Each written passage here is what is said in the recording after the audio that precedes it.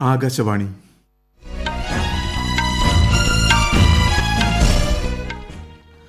നമസ്കാരം. വാർത്തകൾ വായിക്കുന്നത് നരേന്ദ്രമോഹൻ.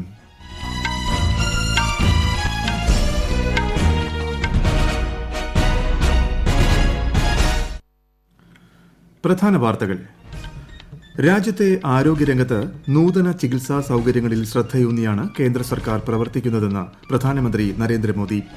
CBSE 10-12 ക്ലാസ് പരീക്ഷകൾ മെയ് 4-ന്. ആവശ്യമായ തയ്യാറെടുപ്പുകൾ ആരംഭിച്ചതായി കേന്ദ്ര വിദ്യാഭ്യാസ മന്ത്രി. കേരളത്തിൽ ഇന്ന് 5215 പേർക്ക് കോവിഡ് സ്ഥിരീകരിച്ചു. 5376 പേർക്ക് രോഗമുക്തി. രാജ്യത്തെ കോവിഡ് മുക്തി നിരക്ക് 96.04% ഉയർന്നു. നിലവിൽ ചികിത്സയിലുള്ളത് 2,50,000-ലേറെ പേർ. പ്രതീക്ഷയുടെ പുതുവർഷത്തെ വരവേൽക്കാനൊരുങ്ങി ലോകം. കോവിഡ് പശ്ചാത്തലത്തിൽ പുതുവത്സരാഘോഷങ്ങൾക്ക് നിയന്ത്രണം. വാർത്തകൾ വിശദമായി. 2020 ആരോഗ്യ വെല്ലുവിളികളുടെ വർഷമായിരുന്നുവെന്നും 2021 പരിഹാരത്തിന്റെ വർഷമായിരിക്കുമെന്നും പ്രധാനമന്ത്രി നരേന്ദ്രമോദി. ഗുജറാത്തിലെ രാജ്കോട്ടിൽ all India institute of medical സയൻസസിന്റെ ശിലാസ്ഥാപന കർമ്മം നിർവഹിച്ച് സംസാരിക്കുകയായിരുന്നു അദ്ദേഹം. നൂതന ചികിത്സാ സൌകര്യങ്ങൾക്കൊപ്പം പ്രതിരോധ പരിരക്ഷയിലും ശ്രദ്ധയൂന്നിയാണ് കേന്ദ്ര സർക്കാർ പ്രവർത്തിക്കുന്നതെന്ന് പ്രധാനമന്ത്രി വ്യക്തമാക്കി. ആയുഷ്മാൻ ഭാരത് യോജനയിലൂടെ പാവപ്പെട്ടവരുടെ 30,000 കോടിയിലധികം രൂപ പാഴാക്കാതെ സംരക്ഷിക്കാൻ സാധിച്ചു. പണത്തിന്റെ അപര്യാപ്തത മൂലം നല്ല ചികിത്സ ലഭ്യമാക്കുന്നതിനുള്ള തടസ്സം പദ്ധതി നീക്കിയതായും അദ്ദേഹം പറഞ്ഞു. കഴിഞ്ഞ 2 ദശാബ്ദത്തിനുള്ളിൽ മികച്ച ചികിത്സാ അടിസ്ഥാന സൌകര്യങ്ങൾ വികസിപ്പിച്ചതിന് പ്രധാനമന്ത്രി ഗുജറാത്തിനെ അഭിനന്ദിച്ചു. സംസ്ഥാനത്തിന്റെ ആരോഗ്യ ശൃംഖല ശക്തിപ്പെടുത്താൻ പുതിയ എയിംസിലൂടെ കഴിയുമെന്ന് പ്രധാനമന്ത്രി പറഞ്ഞു. എയിംസ് പദ്ധതിക്കായി രാജ്കോട്ടിൽ 201 ഏക്കർ സ്ഥലമാണ് അനുവദിച്ചിട്ടുള്ളത്. 1195 കോടി രൂപ ചെലവിൽ നിർമ്മിക്കുന്ന ആശുപത്രി 2022 പൂർത്തിയാകും. 2021 CBSE 10-12 ക്ലാസ് പരീക്ഷ മെയ് 4-ന് ആരംഭിച്ച് ജൂൺ 10-ന് അവസാനിക്കുമെന്ന് കേന്ദ്ര വിദ്യാഭ്യാസ മന്ത്രി രമേശ് പൊഖ്രിയാൽ നിഷാങ്ക്. പ്രാക്ടിക്കൽ പരീക്ഷകൾ മാർച്ച് 1-ന് ആരംഭിക്കും. പരീക്ഷാഫലം ജൂലൈ 15-ന് പ്രസിദ്ധീകരിക്കുമെന്നും ശ്രീ രമേശ് പൊഖ്രിയാൽ അറിയിച്ചു.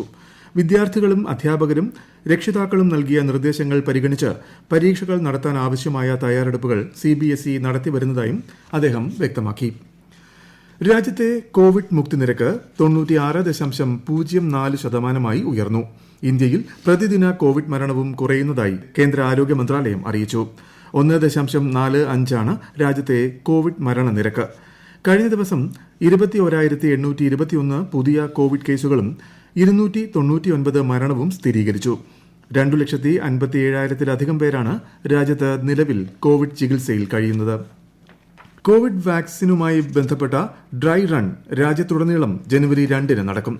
വാക്സിൻ വിതരണത്തിന് എല്ലാ സംസ്ഥാനങ്ങളും കേന്ദ്രഭരണ പ്രദേശങ്ങളും തയ്യാറാണെന്ന് ഉറപ്പുവരുത്തണമെന്ന് കേന്ദ്ര സർക്കാർ നിർദ്ദേശം നൽകി. ഇതുമായി ബന്ധപ്പെട്ട തയ്യാറെടുപ്പുകൾ അവലോകനം ചെയ്യാൻ കേന്ദ്ര ആരോഗ്യ സെക്രട്ടറി രാജേഷ് ഭൂഷൺ ഉന്നതതല ഉദ്യോഗസ്ഥരുമായി ഇന്ന് വീഡിയോ കോൺഫറൻസിംഗിലൂടെ ചർച്ച നടത്തി. എല്ലാ സംസ്ഥാനങ്ങളിലും തലസ്ഥാന നഗരങ്ങളിലെ പ്രധാന കേന്ദ്രങ്ങളിലും ഡ്രൈ റൺ നടത്തണം. എന്നാൽ മഹാരാഷ്ട്രയും കേരളവും ഉൾപ്പെടെയുള്ള ചില സംസ്ഥാനങ്ങൾ തലസ്ഥാന നഗരങ്ങൾ അല്ലാത്ത പ്രദേശങ്ങളിലും ഡ്രൈ റൺ നടത്താൻ തീരുമാനിച്ചിട്ടുണ്ട്. കേരളത്തിൽ ഇന്ന് 5215 പേർക്ക് കോവിഡ് സ്ഥിരീകരിച്ചു. 5376 പേർ രോഗമുക്തി നേടി. ഇതോടെ ചികിത്സയിലുള്ളവരുടെ എണ്ണം 65,202 കഴിഞ്ഞ 24 മണിക്കൂറിനിടെ 58,283 സാമ്പിളുകളാണ് പരിശോധിച്ചത്.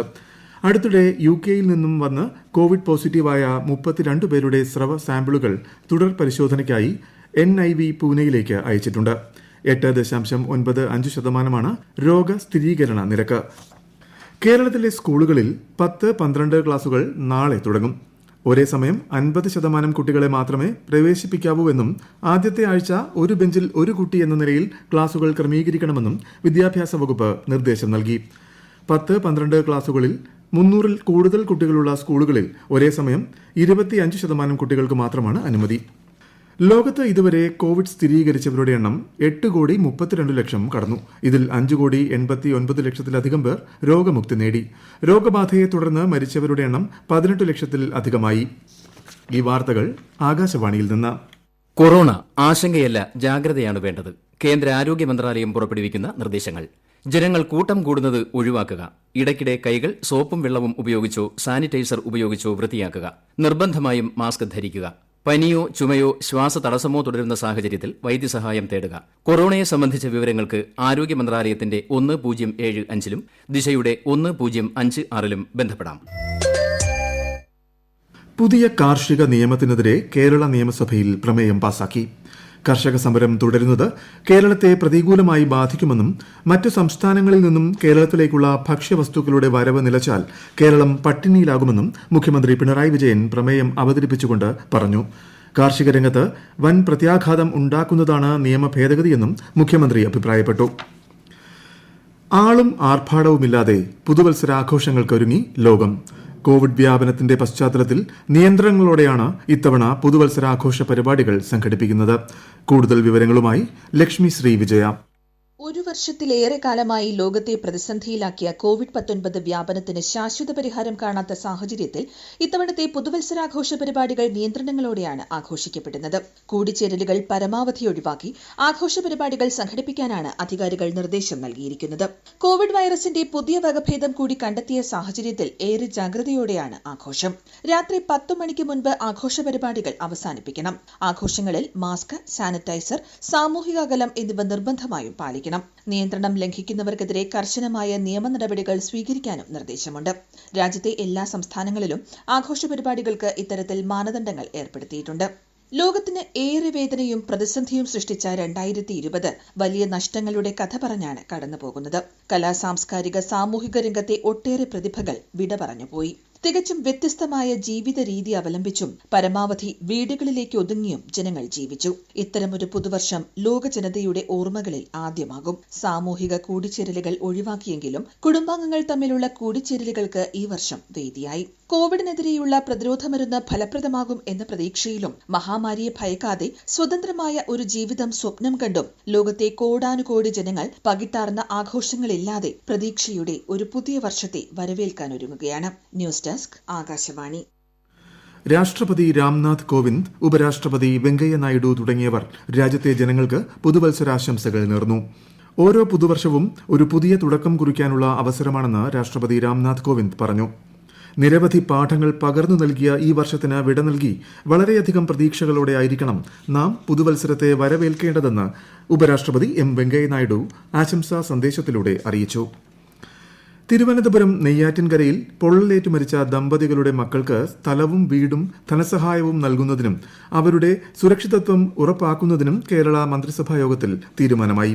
ശമ്പള പരിഷ്കരണം, നിയമനങ്ങൾ തുടങ്ങിയവയിലും സുപ്രധാന തീരുമാനങ്ങൾ ഇന്നുണ്ടായി.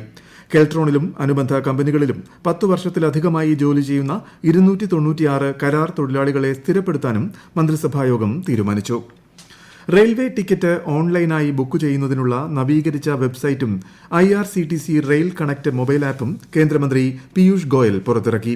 ഇനി മുതൽ ടിക്കറ്റിനൊപ്പം ഭക്ഷണം, വിശ്രമമുറി, ഹോട്ടൽ എന്നിവയും ബുക്ക് ചെയ്യാം. IRCTC വെബ്സൈറ്റിന്റെ സൈബർ സുരക്ഷയും വർദ്ധിപ്പിച്ചിട്ടുണ്ട്.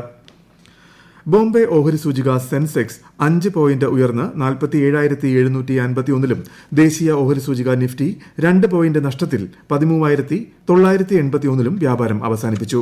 സ്വർണ്ണവിലയിൽ മാറ്റമില്ല. പവന് 37,360 രൂപയും ഗ്രാമിന് 4,670 രൂപയുമാണ് ഇന്നത്തെ വില. അടുത്ത മാസം നടത്താനിരുന്ന ഇന്ത്യ ഓസ്ട്രേലിയ വനിതാ ഏകദിന ക്രിക്കറ്റ് പരമ്പര മാറ്റിവച്ചു. 3 2020 അന്താരാഷ്ട്ര മത്സരങ്ങൾ കൂടി ഉൾപ്പെടുത്തി അടുത്ത സീസണിൽ നടത്താനാണ് പരമ്പര മാറ്റിയത്. കോവിഡ് പ്രതിസന്ധി തുടരുന്നതും പരമ്പര മാറ്റാൻ കാരണമായി. മത്സരങ്ങളുടെ തീയതിയും സ്ഥലവും പിന്നീട് തീരുമാനിക്കും. നാളെ മുതൽ രാജ്യത്തെ എല്ലാ വാഹനങ്ങൾക്കും ഫാസ്റ്റ് ടാഗ് നിർബന്ധമാകും. എന്നാൽ ഫാസ്റ്റ് ടാഗ് ഉപയോഗിച്ചുള്ള പണമിടപാട് 100% പൂർത്തിയാക്കാൻ ദേശീയപാത അതോറിറ്റിക്ക് കേന്ദ്രം 2021 ഫെബ്രുവരി 15 വരെ സമയം നീട്ടി നൽകി. പ്രധാന വാർത്തകൾ വീണ്ടും. രാജ്യത്തെ ആരോഗ്യരംഗത്ത് നൂതന ചികിത്സാ സൌകര്യങ്ങളിൽ ശ്രദ്ധയൂന്നിയാണ് കേന്ദ്ര സർക്കാർ പ്രവർത്തിക്കുന്നതെന്ന് പ്രധാനമന്ത്രി നരേന്ദ്രമോദി. CBSE 10-12 ക്ലാസ് പരീക്ഷകൾ മെയ് 4-ന്. ആവശ്യമായ തയ്യാറെടുപ്പുകൾ ആരംഭിച്ചതായി കേന്ദ്ര വിദ്യാഭ്യാസ മന്ത്രി. കേരളത്തിൽ ഇന്ന് 5215 പേർക്ക് കോവിഡ് സ്ഥിരീകരിച്ചു. 5376 പേർക്ക് രോഗമുക്തി. രാജ്യത്തെ കോവിഡ് മുക്തി നിരക്ക് 96.04% ഉയർന്നു. നിലവിൽ ചികിത്സയിലുള്ളത് 2,50,000-ലേറെ പേർ. പ്രതീക്ഷയുടെ പുതുവർഷത്തെ വരവേൽക്കാനൊരുങ്ങി ലോകം. കോവിഡ് പശ്ചാത്തലത്തിൽ പുതുവത്സരാഘോഷങ്ങൾക്ക് നിയന്ത്രണം. വാർത്തകൾ കഴിഞ്ഞു. ആകാശവാണി വാർത്തകളും വാർത്താധിഷ്ഠിത പരിപാടികളും all India radio news Thiruvananthapuram എന്ന യൂട്യൂബ് ചാനലിൽ ലഭ്യമാണ്. കൂടുതൽ വാർത്തകൾക്കായി @all India radio news Thiruvananthapuram എന്ന ഫേസ്ബുക്ക് പേജും @AIR_news_TVM എന്ന ട്വിറ്റർ ഹാൻഡിലും സന്ദർശിക്കുക. അടുത്ത വാർത്താ പ്രക്ഷേപണം രാത്രി 9 മണിക്ക്.